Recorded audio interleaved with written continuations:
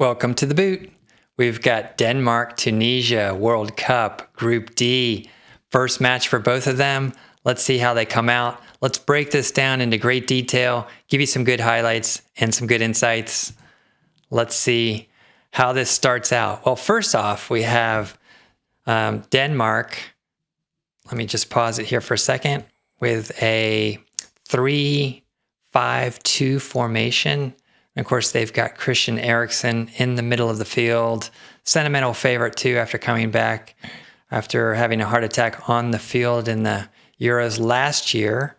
And then for Tunisia, we have a 3-4-3 lineup. So should be an interesting matchup. And the first highlight I want to show you comes from Tunisia.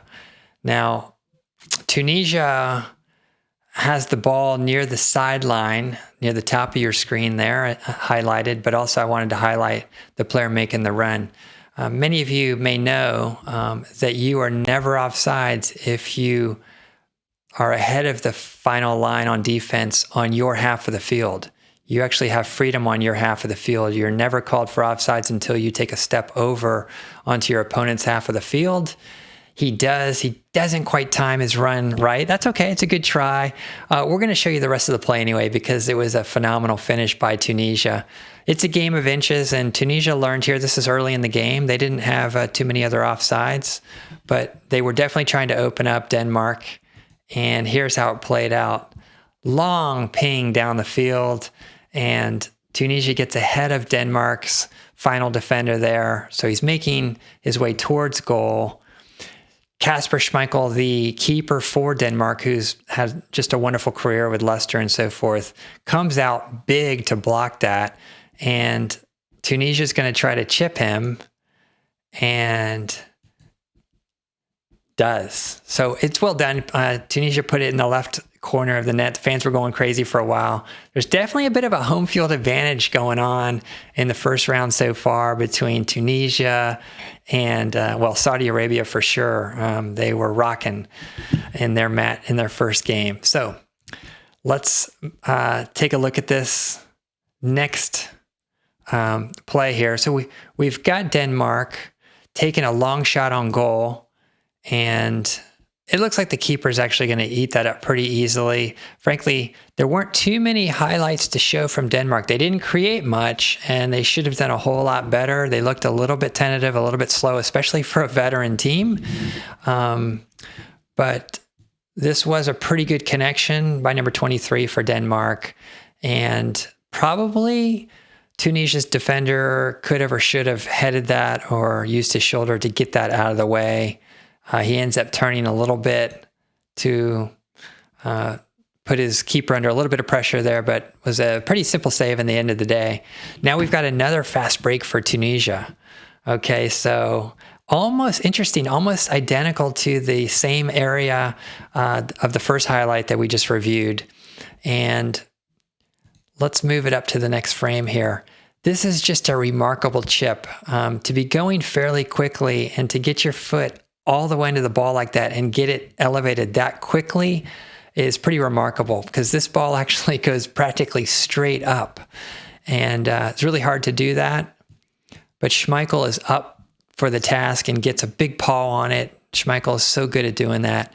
And he actually just gets enough to tip the ball away. But a good effort by Tunisia. So we had a number of decent opportunities. The game ended up in a 0-0 draw. But there's always something to learn from in each of these matches, and also just to enjoy the special skill these guys have and the decisions they make. That's part of the fun of breaking this down into freeze frames. Now we've got Denmark back on the ball, and it's Christian Eriksen who is just really good with both his right and his left foot. So good to see that. Lots of players are, but there's still a lot at the highest level that are not. And so he really hits this flush. Defender would have been wise to already have his hands a little bit closer to his body. I'm not a big fan of putting your hands behind your back, but this was a little bit too close for comfort for Tunisia. And it ends up getting save though. And the next thing I want to show you is Denmark back up for an opportunity on a header. And this is the biggest opportunity of the game for either team. Not really sure what happened here. So if you are, please put a comment down below. Tell us what happened. But the Tunisia keeper looks in good position here. And number 6 for Denmark is actually purposely, I think, going to try to head this down, like is often a good practice in the box, especially when you're sort of near the 6-yard box. He sees other red shirts, other teammates right there in front of him. And as he does, he heads it down and it bounces right in front of his teammate at the far post. Okay, you can see his teammate. He's a little bit blocked by 2 of the other Denmark players, but the third Denmark player there is literally almost touching the back post with his right hand. That's how close he is to the goal. That's how close he is to scoring.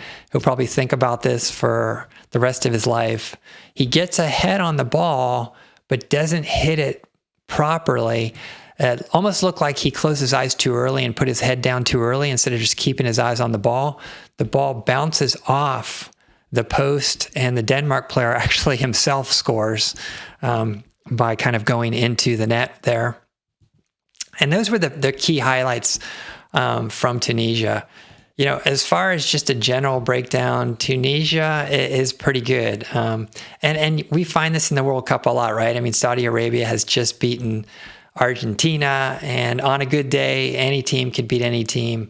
Denmark looked a little sluggish, but it's always a game of inches, and that's why and decisions, and that's why we love to break down these shots and these decisions and assists in freeze frames, because even slow motion is just too fast. There's too many things going on typically to really enjoy everything that's going on. So we do hope you enjoyed it. And if you did, please consider subscribing and sharing and liking and also commenting. Let us know what you want to see and what your thoughts are on this video as well as other videos. Thank you.